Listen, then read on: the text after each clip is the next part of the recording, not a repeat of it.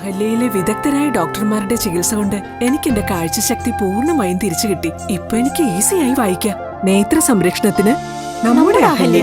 Ahalya foundation eye hospital, കേരളത്തിൽ എല്ലായിടത്തും. മൂവാറ്റുപുഴയിൽ കുടുംബശ്രീയുടെ നേതൃത്വത്തിലുള്ള ഓണച്ചന്തയ്ക്ക് തുടക്കം കുറിച്ചു. നഗരസഭാ ചെയർമാൻ പി എൽദോസ് ഉദ്ഘാടനം ചെയ്തു. മൂവാറ്റുപുഴ നഗരസഭയുടെ കീഴിലുള്ള കുടുംബശ്രീ CDSന്റെ നേതൃത്വത്തിലുള്ള ഓണച്ചന്തയ്ക്ക് തുടക്കമായി. നഗരസഭയ്ക്ക് മുന്നിൽ പ്രത്യേകം തയ്യാറാക്കിയ ഷെഡിൽ പ്രവർത്തനം ആരംഭിച്ച ഓണച്ചന്ത ചെയർമാൻ പി എൽദോസ് ഉദ്ഘാടനം ചെയ്തു.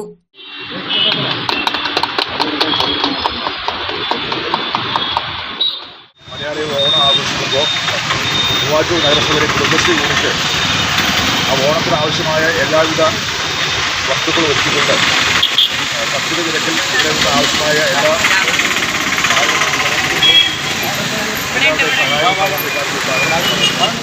കുടുംബശ്രീ അംഗങ്ങൾ തന്നെ വീടുകളിൽ നിന്നും തയ്യാറാക്കുന്ന അച്ചാർ, പായസം, ഉപ്പേരി, ഉണ്ണിയപ്പം, മുളകുപൊടി ഉൾപ്പെടെയുള്ള വിവിധതരം പൊടികൾ തുടങ്ങിയവയാണ് ഓണച്ചന്തയിൽ വിൽപ്പനയ്ക്കായി എത്തിച്ചിരിക്കുന്നത്.